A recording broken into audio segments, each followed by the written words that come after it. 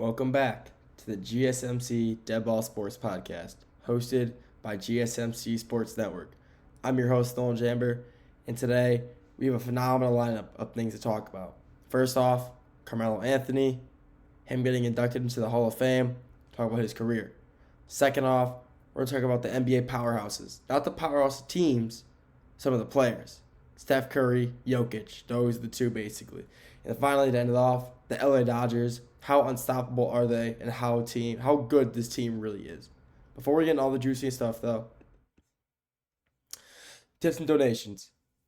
Tips and donations mean a lot coming from us. It shows that you guys really care about the content that we're putting out. It really shows the content that we put out is the best we can, and by you guys supporting us, it really shows that the content we do put out is the best, and you guys care about what we're putting out. So if you want to leave a tip or donation, link in the bio, link in the live stream, super chat, or the stickers. Like I said, two links: bio, live stream, super chat, and sticker. Even if you don't want to, leave a comment on the live stream or the YouTube video. It's always great being able to talk to you guys. I love talking to the people who listen. I love being able to talk to people who have the same interests I do, which is sports. So like I said, leave a comment, or if you want to have a tip or donation, link at the bio, link in the live stream, super chat, or sticker. With that being out of the way, let's get into the information today, shall we? Segment number 1, Carmelo Anthony. One of if not the best, people won't say the best, but I like to say it, one of the best scorers of all time. No doubt about it. He could shoot. His defense wasn't the best it could have been, but when he did play defense, he did play good defense. Great playmaker, great passer, and everyone knows what he's known for, shooting. He's one of the best shooters of all time. There's a reason he is 9th all-time in scoring. Also because they didn't pass, but still, he is so high in the score list because of how efficient he is. Whenever he had the ball in his hand, yeah, it's going in. There was never a bad shot that he took. Yeah, he took a few bad shots here and there, but most of the time they went in because that's just how good of a scorer he is. But why are we talking about Carmelo today? As of a few hours ago, it was announced that he is being inducted into the 2025 Basketball Hall of Fame. Completely deserved. Well overdue. I wouldn't say well overdue because he only retired a few years ago, but still, completely deserves it. So let's go over his career. How did he get here? All that. So coming out of college at Syracuse, he gets drafted 3rd overall by the Denver Nuggets in 2003. Great rookie season. Coming straight from college, he's averaging 21 points per game. You would think he would win, Rookie of the Year, but one person in front of him was better. You could probably guess who it was. It was LeBron James. You're not beating LeBron for, Rookie of the Year. You just aren't. LeBron's phenomenal. But with his career in Denver, he was there from 2003 to 2011, and he had a great stint there. At his best, in 07 to 08 season, he averaged 28.9 points per game. He's averaging 29 points per game 5 seasons into his NBA career, which is insane. With his time there, he took them to one Western Conference Finals appearance and lost to the Lakers. That's the only conference finals he appeared in that time, but he lost to the Lakers. But with his time there in Denver from 2003 to 2011, he made 10 All-Star. Every season there, he was an All-Star, which is insane to think about. He's phenomenal. But he gets traded. Crazy blockbuster trade. He gets shipped to New York for a bunch of draft picks and some players. Who went with him? Big names like Chauncey Billups, Sheldon Williams, and Anthony Carter were sent to New York with him. This trade came out of nowhere. No one saw this trade coming. The teams were fine. Melo, he didn't fit into the Nuggets system anymore, and they wanted him out. I don't really understand why. He's a great player, but they just wanted him out. So he gets shipped off to New York, and you know what he does in New York? He continues to ball. He keeps playing. He plays even better than he did in Denver. In 2012 to 2013, he averaged 28.7 points per game, so about 29. Led them to a 54-28 record, first seed in the East. They did lose in the Eastern semis. However, he had the most points in Madison Square Garden ever, with 62. He has the most points in Madison Square Garden's history, in MSG's history, with 62. It just shows how good of a player he was with New York. He was such his time in New York is just one of the best peaks of all time in NBA history. He was shooting lights out every game. He averaged 28 points. I mean, he's averaging like a quarter of his team points a game basically. If you're putting up 100, he's averaging about 1/4 of that, 1/3. I mean, that's nuts. His peak in the NBA, especially in New York, is one of the best peaks of all time. He was only there for 6 seasons, but in those 6 seasons, he really brought something back to New York, which was basketball, because the Knicks before he was there were very lacking, and he brought hope back to that organization when he was there. After that stint in New York, though, his 6 season stint, he kind of bounced around. He went to the Trailblazers, where he had a good time. That was later in his career, though. However, he had a 1 year stint at OKC with Paul George and Russell Westbrook. It was like a big three sort of thing. And it didn't work out. He didn't fit into their system. He averaged 17 there, or 14 there, but he still just wanted out. So then he left for Houston. He didn't play. He played 5 games with Houston. And he was out. He's like, yeah, this isn't for me. He didn't fit the role there either. He wasn't playing well either. And then he goes to Portland. He plays in Portland for 2 seasons, 2017 to 2019. And that time there, he redefined what a role player was. Coming off the bench, he was a 6-man. He comes off the bench and averages 17 a game. I mean, role players before that, they don't do that. Maybe 10 at most. He really defined a role player off the bench. And it kind of helped his legacy. Because at that point, his legacy was going down the drain. And with that, him coming off the bench and averaging that many, it really kind of helped not only his career, but the NBA's in general, and to redefine what role players are. And even role players today, I mean, they're averaging some 15, 14, 13 points because of Carmelo. He really revolutionized what it means to be a true role player. After his time in Portland, though, LeBron, he's emphasizing, hey, come to LA. We want you in LA. They formed the super team in LA. Dwight Howard, Russell Westbrook, obviously LeBron. Then they bring in Carmelo. After the championship season, they brought him in. 2021, he's there, and he just doesn't play good. He's averaging 14 as a starter, and everyone knows, this isn't for him anymore. I think it's his time, and it was. After that season, he called it quits. He was done. People thought he was going to come back, but he just wasn't. Surprisingly, people wanted him to come back for one more, but he's had no more left in the tank, and he called it quits. And that was 2021. And like I said, 4 years later, on the date of April 2nd, 2025, it was announced that he is an NBA Hall of Famer, which is just phenomenal for him. He had one of the best scoring careers of all time. And some of his accolades are just phenomenal as well. He was a 10-time All-Star, 2007 to 2008, and then 2010 to 2017. So from his time in Denver and New York, he accumulated 10 All-Star games. Very good. I mean, that's a 14-year career, missing All-Star 3 times. I mean, that's crazy. He was the 2013 NBA scoring champion. He scored the most points in the league in 2013. That was his prime, by the way. That was when he was averaging 29 a game. The all-time. I mean, had the most points. I mean, that's all it is. He was part of the 75th anniversary team. So he's one of the 70. So the NBA recognized him one of the 75 best players in NBA history, which is completely agreeable. No one can doubt that. Like I said earlier, he's one of the best scorers of all time. I mean, that just makes total sense. And then he was ninth, like I said earlier, he's 9th all-time in scoring. And his best accolade, in my opinion, 4-time Olympic gold medalist, 3-time gold. He has 3 gold medals for the Olympics. The only person in NBA history who has more golds than him, was Kevin Durant. Kevin Durant got his 4th gold medal this summer. Before KD, though, he was tied. They were tied at 3. And Kevin Durant just beat him out for gold medals.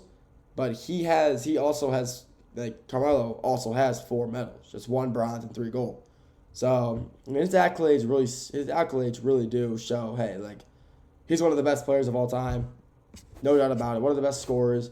Obviously, he's in the Hall of Fame for a reason. 75th anniversary team is insane. I mean, it's one of the 75 best players of all time. The league's been around since, like, the 40s, 30s. I'm not sure when they started keeping track of, like, the 75th best players. But from the 40s to today, he's one of the best 75 of all time out of every NBA team ever. All the championship teams, all the MVPs. He's one of the 75 best ever. That's a huge accomplishment. I mean, that's being on that team, being on the 75th anniversary team is basically a Hall of Fame career already. So they were just waiting for it to be announced, and it finally happened. And I'm very happy that it did because, like I said earlier, he's one of my all-time favorite players. And just seeing him get this award is something that really, truly means a lot. Also, it just proves that you can't just be a great scorer and make the Hall of Fame, which is really funny. I love that. You can just be a pure scorer and make the Hall of Fame. And I love that. I think he completely deserves this. No way that he never... There was no shot he wasn't making it, just a matter of time. And I'm happy that he finally did get the recognition and was able to become an NBA Hall of Famer. In the next segment, we're going to talk about NBA powerhouse and players, who these players are exactly. What we're going to talk about is Jokić and Curry, why they're so good. And after that, we're going to talk about the LA Dodgers, the best team in baseball right now and possibly the future as well. We'll be right back in a minute. I feel like I'm losing my mind. Is everybody in the world blind? Please, Lord, give me a sign, a sign. I feel like I'm losing my mind. Is everybody in the world blind? Please, Lord, give me a sign, a sign. I wanna be the greatest. Everybody on the fake shit. I look around and feel like everybody is the fakest. I make this every day and I'm impatient, hoping one day I blow up from the basement. Statement, the top is so vacant. I don't hear shit that I think is amazing. Waiting for my day when I'm playing sold out shows for 1,000 faces. Hey, give me that crown, get in my way and to be put down. It ain't your place, all this my town. If I want that shit, then I'll get it right now. I'm losing it, the noose it fits, I'm losing shit. A stupid myth, you choose to live or choose to dip. You choose to fight or lose your grip and lose a gift. I feel like I'm losing my mind. Is everybody in the world blind? Please, Lord, give me a sign, a sign. I feel like I'm losing my mind. Is everybody in the world blind?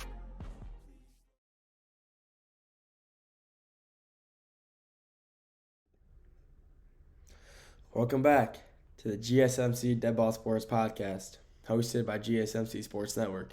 I'm your host, Nolan Jamber. In the previous segment, we talked about Carmelo Anthony, his great career, and how he finally made it to the Hall of Fame. This segment, we got NBA and powerhouses in the NBA. Next segment, Los Angeles Dodgers. How they're so good and why they're so good. Before we get into all that, though, tips and donations. Tips and donations are always greatly appreciated. It really means a lot to us when you guys send donations and tips our way. It really means you guys care about the content that we're putting out. If you want to send a donation or a tip to help support us, the 2 links in the bio and the description, Super Chat and the stickers. And if you don't want to leave a donation or a tip, leave a comment. Leave a live stream comment. I love being able to talk to you guys. It really means a lot when you guys show your support, show your love for us. So if you want to talk to us, I also love talking to you guys. So if you want to comment, get a response, talk some sports with me, leave a comment in the live stream, and I'll get to it as soon as possible. But like I said earlier, if you want to help us out, throw a donation, throw a tip, the 2 links in the bio and the live stream, Super Chat, and stickers. Thank you. Let's get to the content for this segment now. For this segment, talk about something really good. NBA powerhouse players. I don't know if you can tell already, but I love basketball. Just based off, the previous things I talked about, I love basketball. And this season in particular is just, there's never been a dull game, I feel like. There's always something going on. Last night, we're going to specifically talk about last night, games on April Fool's Day, April 1st, 2025. We have 2 games I want to talk about. Obviously, I feel like it's pretty obvious. Jokić and the Nuggets versus Ant and the Wolves first. And then we'll talk about Memphis Grizzlies and John Morant and Zach Edey versus the Golden State Dynasty, Steph Curry. So first off, let's talk about Jokić, the Nuggets versus Ant-Man and the Wolves. Jokić, 61 points, 10 boards, and 10 assists. I'm going to say that one more time. 61 points, 10 assists, 10 rebounds. That is the most absurd stat I've ever seen in my life. The only other stat that I think is more dominant than that is a 20-20-20 triple-double. You know what's funny? Jokić also has one of those. He's a 30-20-20 triple-double. Russell Westbrook, funny enough, has the other 20-20-20 triple-double. And Wilt Chamberlain also has a 20-20 triple-double. Well, let's talk about the Denver game. The Denver Nuggets lose. Regardless that Jokić put up 61, 10, and 10. They lose to Ant-Man and the Wolves 140-139. You would think by, them losing the game, they must have not played good. Completely false. You must think that because the Timberwolves won, one player played so good. You're also wrong. If you look at the Wolves roster, the box score, there really isn't a single player who stands out the most. Every player, especially all the starters, and one guy who came off the bench are really just, I wouldn't say average, but they all had good games, and nothing stands out. Like Ant-Man, 34 points, 10 rebounds, 8 assists. Yeah, it's almost a triple-double, but that's like an average night for him, I feel like. That's not like a crazy box score nowadays. And then you have Julius Randle, 26 points, 9 rebounds, 7 assists. Again, another almost trip dub. But Julius Randle's a great player, and he has been his entire career.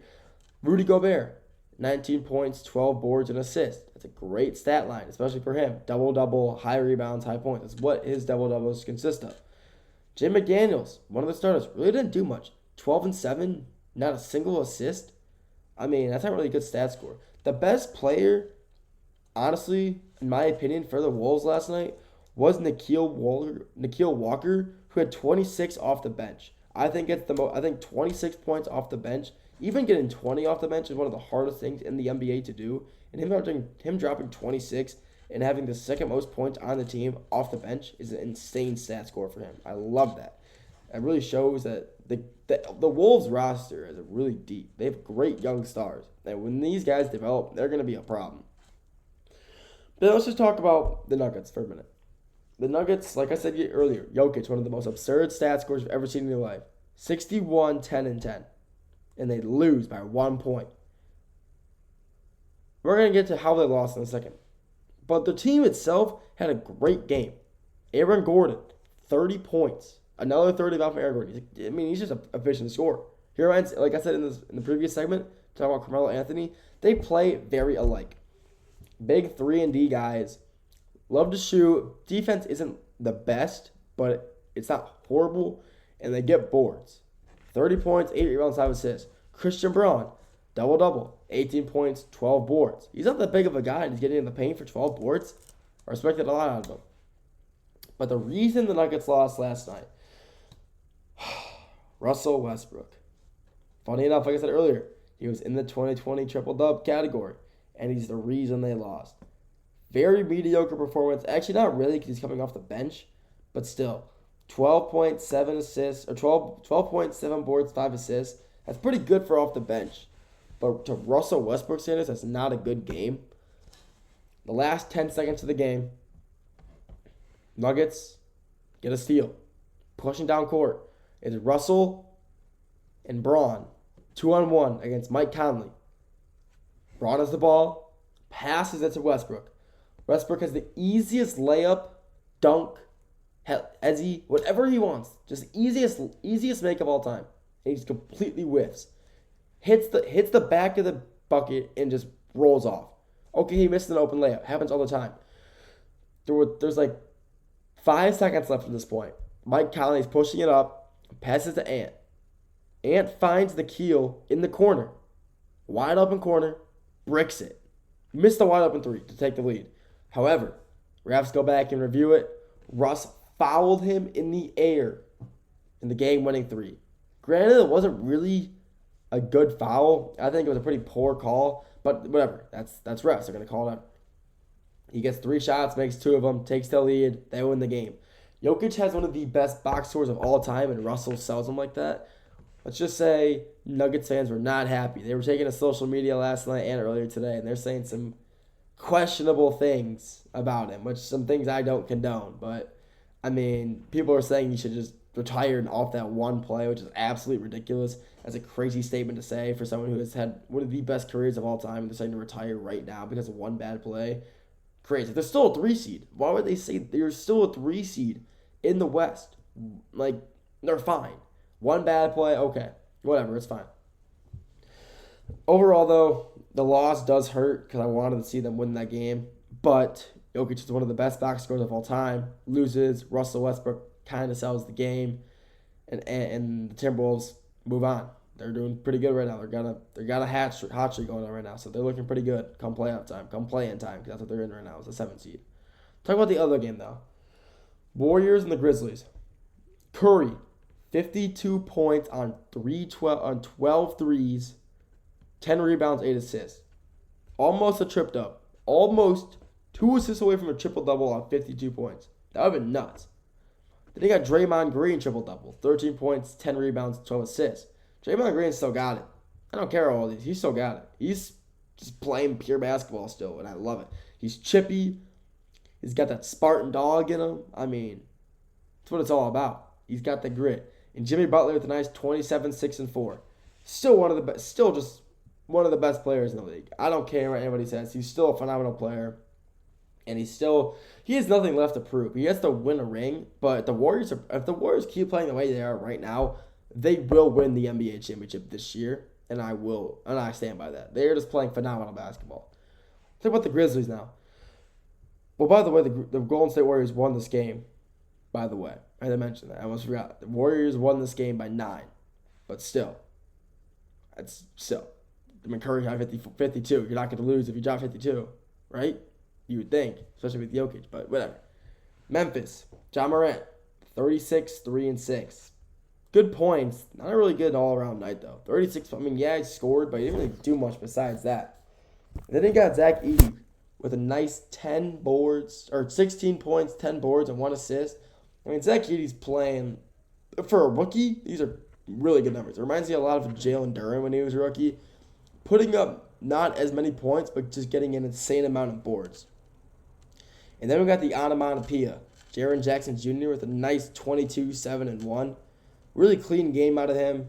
I loved watching. The game last night was great to watch, and he was playing good. He wasn't missing that much, and the shots that they were taking were good. They just happened to fall short because, I mean, Steph Curry just would have missed. At the end of the day, it's Steph Curry. He's one of the best. He's the best three-point shooter of all time. I mean, what are you going to do when you're playing against that? He couldn't stop. He just wouldn't stop missing. He wouldn't stop making shots, and it was lights out from there. At halftime, he already had 30. He already had 8 threes at half. I mean, they weren't losing that game. They just weren't. Unfortunately for the Memphis Grizzlies, who have come from a long way from last season, especially with Ja Morant coming back, them getting Edey, from not even making the playoffs last year to being a 5 seed in the West. Like the Pistons. Same thing with them. I mean, same situation. It's awesome to see what they're doing right now. Memphis is a young team, so I don't think they'll go very far in the playoffs, but I'm happy to see they made it. It's really good for the sport, honestly, seeing these new teams make it into the playoffs. That's it for this segment. The final segment, talk about the LA Dodgers, how dominant they are, and why they are so dominant. We will be back after the break.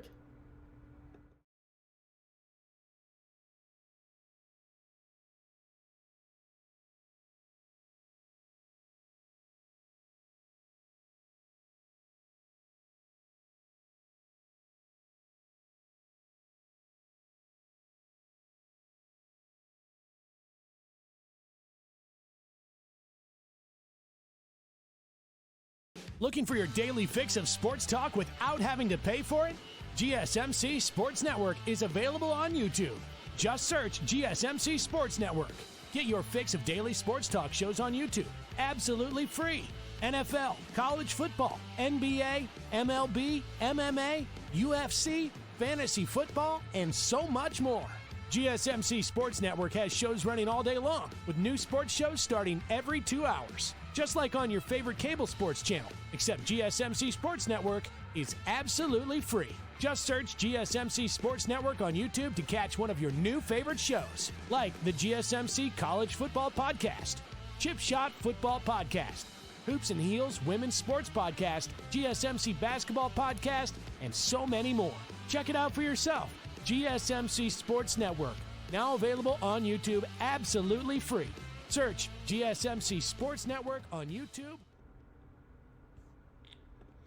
Welcome back to the GSMC Dead Ball Sports Podcast, hosted by GSMC Sports Network. The past two segments, we've talked about NBA powerhouses, the players, and Carmelo Anthony making the Hall of Fame. Final segment, change it up, not go into basketball. Let's talk about some baseball instead. The LA Dodgers and why they are the best team in baseball. LA Dodgers, 2024 World Series champs, the most dominant team in the MLB. No doubt about it. They are the best. Also, one of the highest payroll teams because, LA, a lot of money in LA. But with that, they have all the money in the world to be able to spend on these high-quality players. I mean, look at their pitching, for example. They spent $300 million on a 23-year-old from Japan, Roki Sasaki. He's only had a few starts. He's only had 1 or 2 starts this year. But, I mean, the way you could see him pitching, this kid's going to be real talent. He's 23 years old, and he's making starts like that. Granted, his first start against Detroit, 61 pitches in the second inning, and they pulled him. He was getting booed, which I think is a crazy thing to do. He is 23 years old in his first ever MLB start, and people are booing him. That's just crazy. I wouldn't understand that at all. But he's one of the best. He's probably one of the youngest starting pitchers in the MLB, and he's going to be a future. He's going to be a future prop as well. We got some other big names. Tyler Glasnow, another reason they won the MLB World Series last year, because of his pitching. He is another phenomenal starting pitcher. Then they have another starter. I'm going to butcher this. I'm sorry. Yoshibanu Yamamoto. Sorry. I always butcher his name. I can never say it right. However, another starting pitcher that they have. He spent another butt ton of money on. He has such good talent with the baseball in his hand. The balls that he throws, the way the ball moves when he throws it, it is insane. You never know what it's going to, obviously you're never going to know what someone throws, but even when the ball's moving, you just don't know what's going to happen with it. Like every time, it's just insane. I mean, he's just so talented, and there's no other way to say it.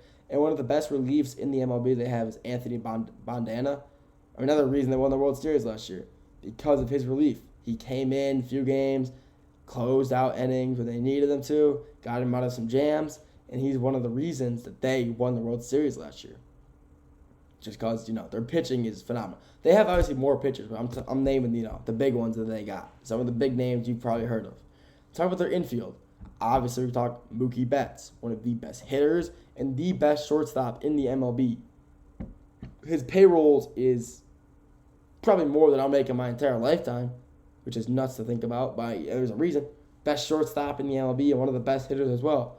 Then we got Freddie Freeman, another phenomenal, probably the best first baseman in the MLB as well. He's a tank at the plate as well.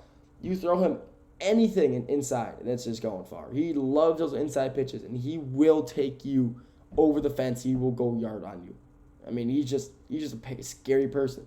Max Muncy, their third baseman. Again, probably top 3 third baseman in the MLB. The Dodgers' payroll is insane. They just paying these guys, feels like billions of dollars, and they get the best players in the world. I mean, it's just what happens. And then you got Miguel Rojas at shortstop. He's probably a top 10 shortstop in the MLB as well. He's at the first or the top 3, but he's still a phenomenal player, and you cannot regard that. He is a phenomenal player. You got catcher Will Smith, who is, he rakes as well. He bats last or 8th in the lineup, and he even still, the end of your lineup is normally you're not the best hitters on your team. And when your worst hitter is averaging about 230, 240, that says a lot about the team that you have assembled. You have one of the best hitting rotations in the MLB. And when your worst hitter, like I said, is averaging 230, 240, you're doing something right. I can tell you that right now. I'll talk about their outfield. Andy Pages at center field. Again, another one of the best hitters in the MLB. Chris Taylor at left field. I mean, then you got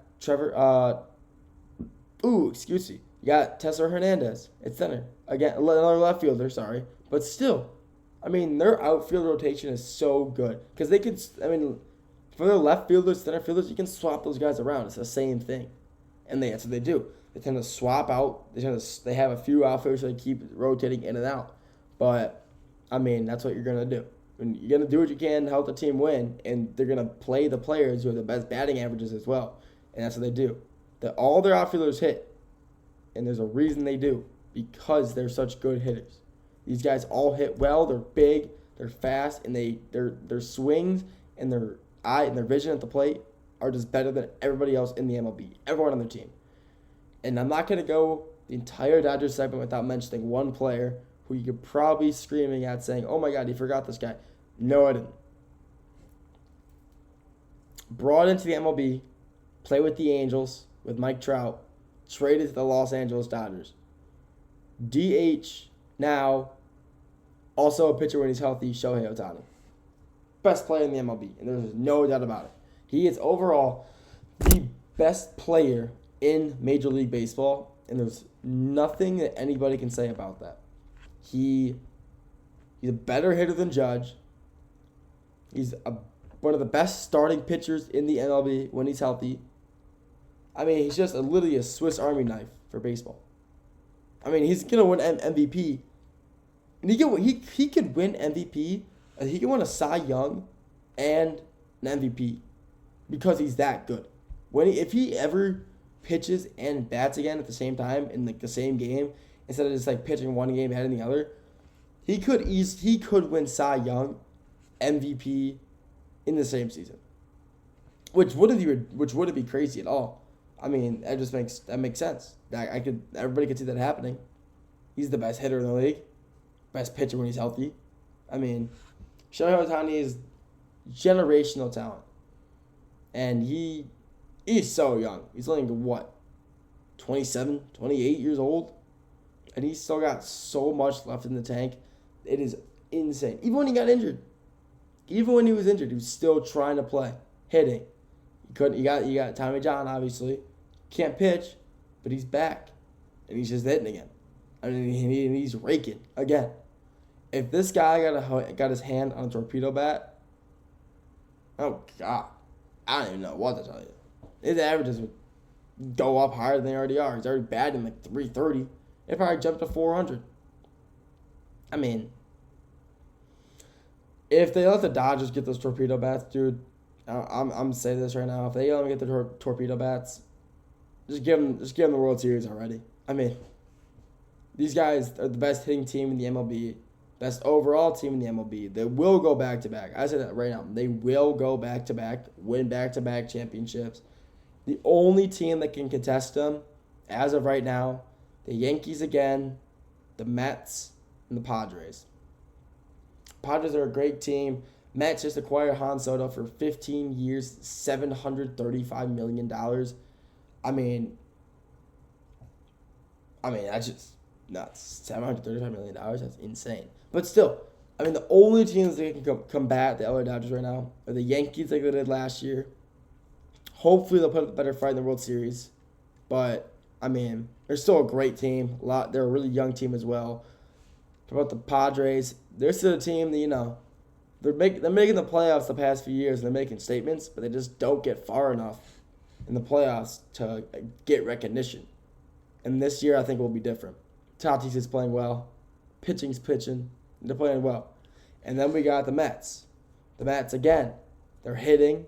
Juan Soto's, getting some rust off. I'm going to say he's getting some rust off. You give him a few weeks, he'll be good to go. But, I mean, they're going to be a great team. They're going to be a team you would want to play in the playoffs or regular season in general. It's going to be a great series. If I can predict the World Series right now, what I hope it's going to be is the Dodgers-Mets. What I think it's going to be is probably the Dodgers-Yankees. So, just a matter of time, honestly. We'll see where that takes us. We'll have to see in October, November. We'll see where the teams line up and who's going to play in the playoffs. Thank you for tuning in to the GSMC Dead Ball Sports Podcast hosted by GSMC Sports Network. Your support really means a lot. So subscribe, comment, leave a like. Make sure to follow us on Twitter/X, Facebook, TikTok for the latest updates and live news. Thank you, everybody, for tuning in, and have a great rest of your day, and I'll see you guys soon. See you.